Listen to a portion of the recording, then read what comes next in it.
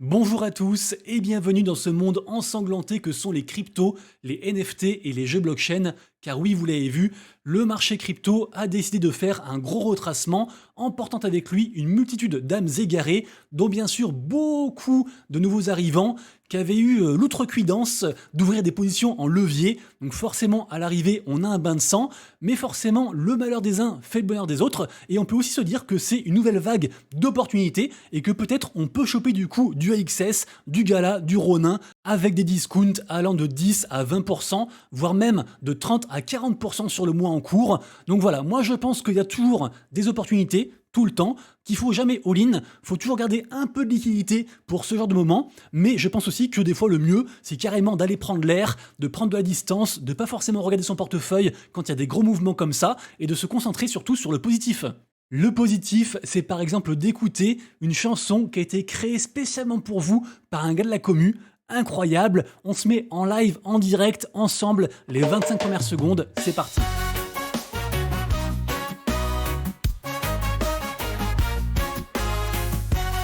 Énorme quand même. Merci à toi, tu me regardes. Nous surhabitent sur la toile en première des NFT, blockchain et le missionnaire. De zéro, il s'élève dans cet univers virtuel.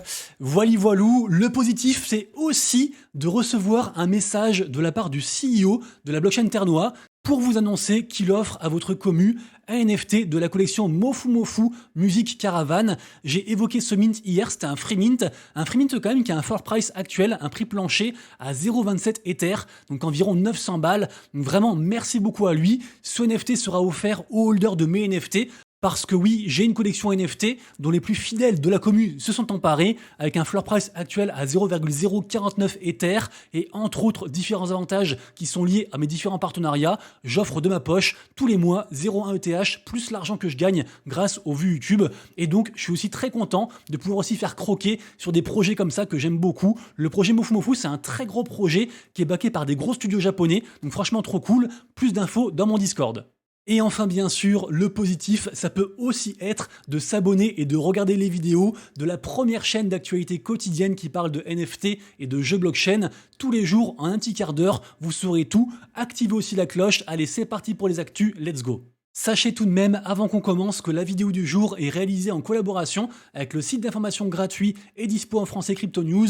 Vous le savez, c'est un partenaire récurrent de la chaîne et sur Crypto News, vous retrouverez tous les jours des actus sur les NFT et la crypto, mais aussi des guides, des comparatifs, des articles plus de fond, un côté aussi agrégation de contenu par les vidéos des plus gros créateurs de contenu français qu'on connaît tous. N'hésitez pas à aller voir. Une partie aussi, bien sûr, comparatif d'exchange, les nouveaux projets, tout ce qui sort, etc. Bref, vous irez voir, vous aurez le lien en description. Et merci beaucoup à Crypto News. Allez, comme d'habitude, on démarre tout d'abord par un petit récap du marché NFT et on commence d'abord par l'indicateur de bonne santé des collections NFT les plus capitalisées sur Ethereum, à savoir le Blue Chip Index. Le Blue Chip Index qui est aujourd'hui à 3600 ETH de market cap, donc légère remontée de 0,1.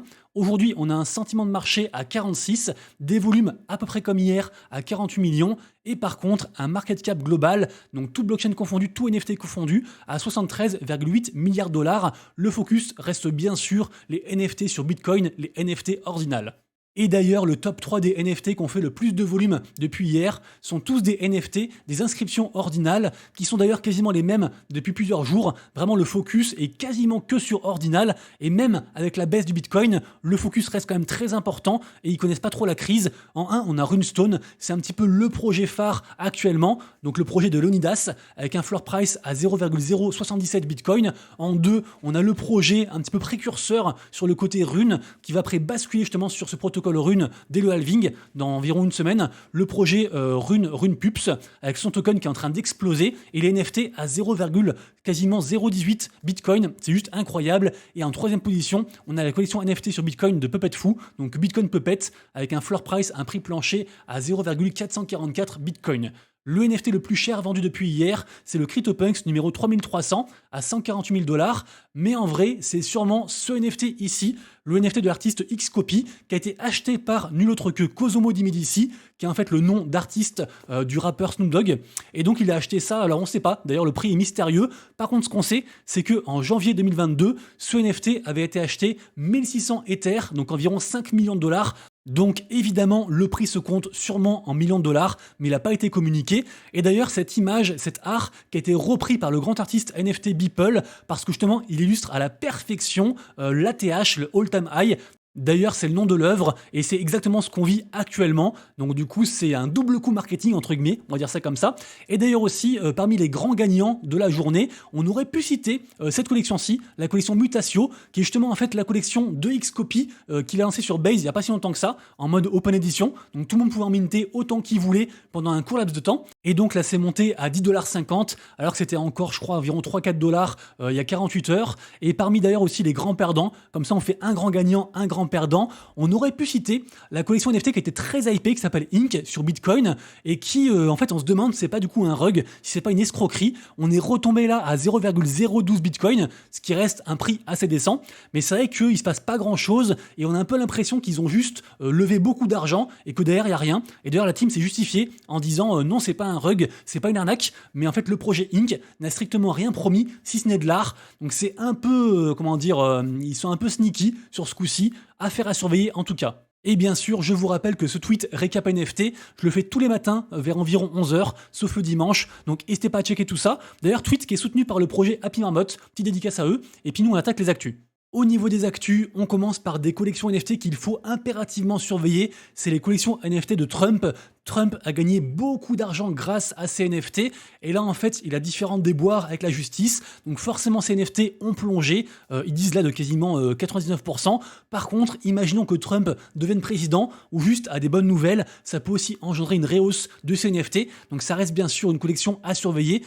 Je vous laisserai aller consulter l'article. Et d'ailleurs, je le redis, tout ce dont je parle dans les vidéos tous les jours, vous avez toujours tous les liens en description et après, à vous de faire vos recherches. Ensuite, qu'est-ce qui se passe avec les Bored Ape? Qu'est-ce qui se passe avec Yuga Labs, la grosse boîte qui est derrière la collection emblématique des singes des Bored Ape Club? On a ici le projet Arkham, qui est un projet d'investigation blockchain qui vise un petit peu à désanonymiser les gens sur la blockchain, qui nous révèle que ça fait 2 mois qu'en fait Yuga Labs envoie l'argent de ses royalties, donc un petit pourcentage de frais qui sont prélevés à chacune de leurs ventes de leurs NFT, et ben en fait l'argent est renvoyé sur un compte FTX. Sauf que l'exchange FTX a fait faillite, et donc c'est de l'argent perdu a priori. En tout cas, tant que l'exchange ne rembourse pas ses utilisateurs, mais vraiment c'est très bizarre ce qui se passe côté Yuga Labs, on se pose vraiment beaucoup de questions. Les Bored Ape, d'ailleurs la collection un peu emblématique de Yuga Labs, qui est actuellement à 11,6 Ether, ça reste un très gros prix, mais c'est quasiment rien par rapport à ce qu'ils ont connu à leur plus haut. On rappelle à un précédent cycle, ils étaient environ à 140-150 Ether, c'était vraiment la grosse dinguerie. Et là, ils sont vraiment délaissés, il se passe pas mal de choses un peu sombres, donc à suivre, mais autant vous dire que si les Bored Ape s'écroule, si Yuga Labs s'écroule, ça va entraîner un bain de sang sur les NFT Ethereum. Ensuite, côté airdrop, je pense qu'il y en a un qu'il ne faut pas négliger, c'est le futur airdrop de la blockchain, la Berat Chain. Ils ont donc des projets gaming, des NFT, pas mal de choses, qui sont d'ailleurs disponibles. Et en fait, là, on apprend qu'ils ont levé encore une fois de plus 100 millions de dollars. Donc vraiment, le projet devient vraiment énorme. A priori, le airdrop devrait régaler. Il y a différentes quêtes, on peut aussi avoir les NFT comme je disais, donc renseignez-vous. Mais je pense que Berat Chain, ça devrait régaler. Ensuite, j'en ai parlé cette semaine, on a reçu un airdrop monstrueux de la part de la première marketplace NFT en termes de volume sur la blockchain Solana. Je parle de Tensor. Et donc, ils ont délivré la crypto TNSR qui est montée quand même à 2 $. Là, évidemment, entre les différentes prises de profit plus la baisse des cryptos, on est retombé à 1 $. Donc, ça fait un peu mal. Par contre, très bonne nouvelle puisque en effet, Tensor Foundation a annoncé en fait rajouter du airdrop aux plus gros, comment dire, à ceux qui ont fait le plus de volume sur la marketplace. Donc ça concerne, je crois, environ 3000 personnes. Donc vérifiez. Moi, je ne suis pas concerné malheureusement pour cette fois-ci. Mais en tout cas, voilà, ça régale. J'ai vu encore des très gros montants qui ont été claim. Je rappelle aussi que Tensor, ils ont une collection NFT qui a beaucoup baissé. Alors, elle est remontée un petit peu dernièrement. Elle est remontée à 22 sols. Mais par rapport à ses plus hauts, où c'était genre 120 sols, il n'y a pas si longtemps que ça, on a vraiment beaucoup baissé. Et ça reste donc une collection à surveiller parce que Tensor, c'est vraiment un acteur majeur de l'écosystème. Ensuite, on reste encore dans la thématique airdrop et allez vérifier votre éligibilité. On ne sait jamais. On a le gros projet Foxy, qui est un gros projet sur l'écosystème Linea, qui vient de faire un gros airdrop.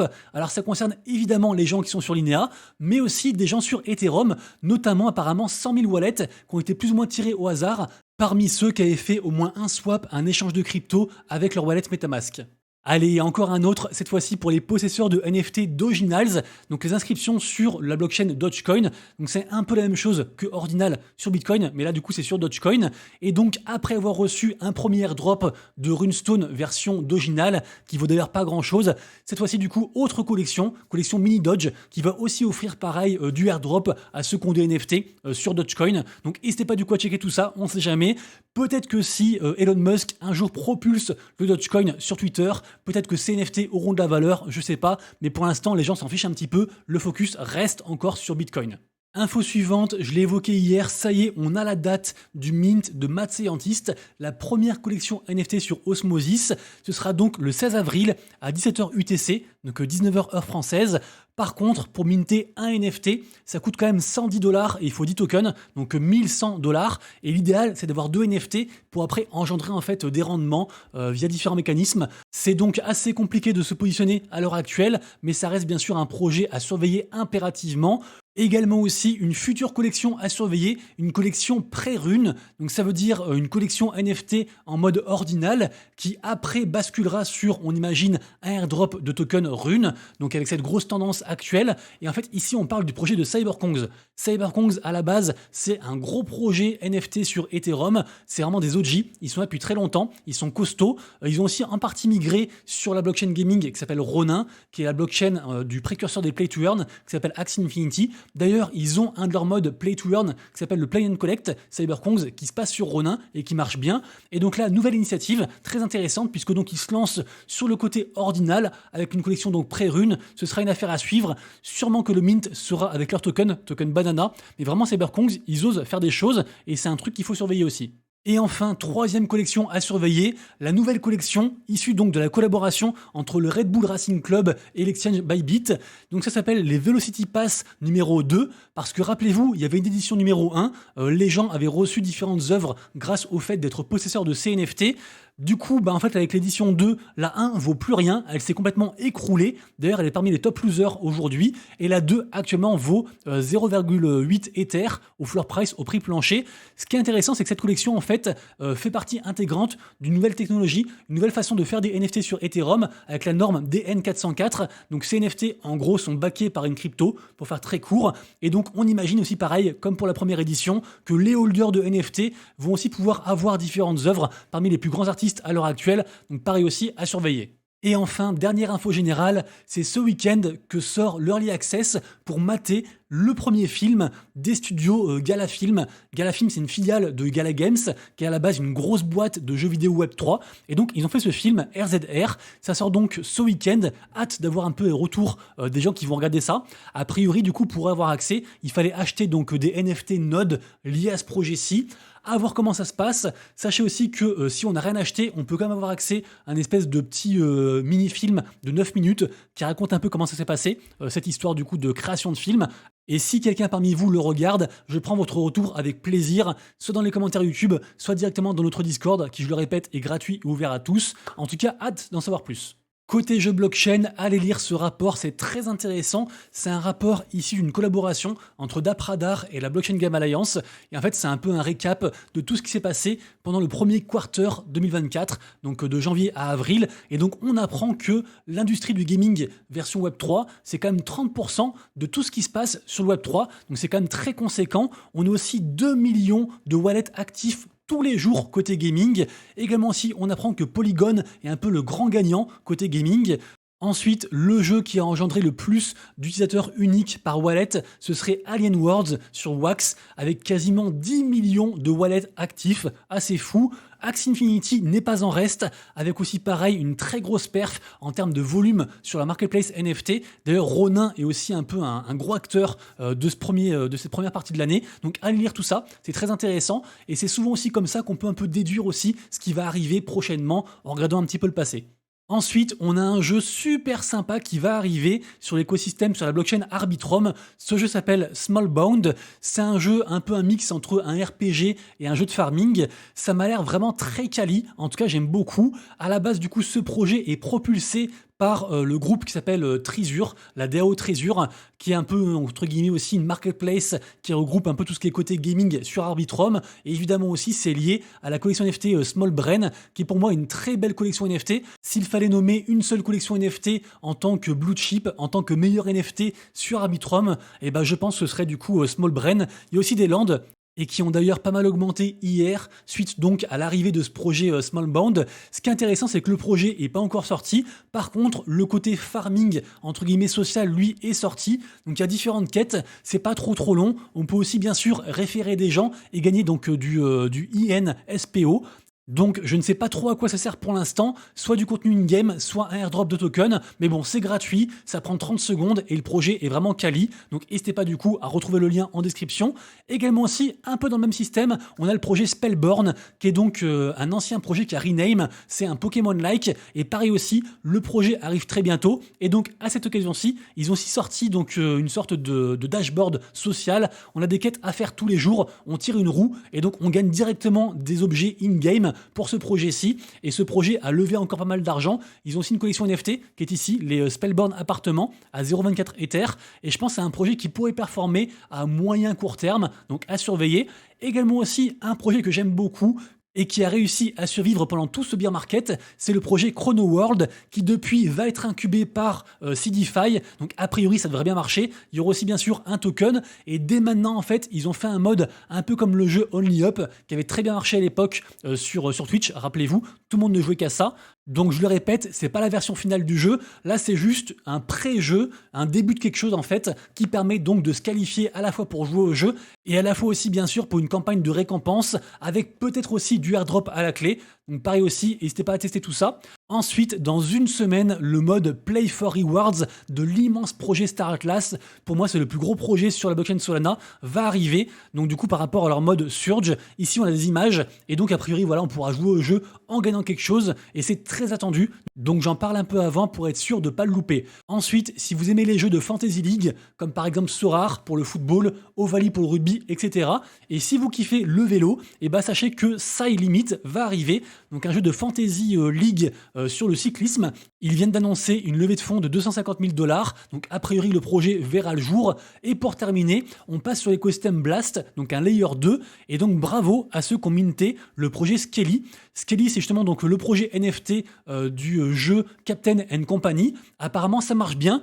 Moi, je suis pas dessus, mais si quelqu'un est dessus, pareil, j'aimerais bien votre retour, parce qu'apparemment, les gens sont assez hypés. Et comme on a vu, comme Crypto Valley a bien marché, peut-être que le gaming sur Blast pourrait bien se développer dans les jours qui suivent. Beaucoup de gens pensent que là, on a une grosse vague rune et qu'au mois de mai, on aura une grosse vague par rapport à Blast avec le airdrop, etc. Donc, on suivra tout ça. Les amis, du coup, passez tous un excellent week-end. Prenez soin de vous, de vos proches et de vos wallets. On se retrouve dès lundi pour une prochaine vidéo. À bientôt. Ciao.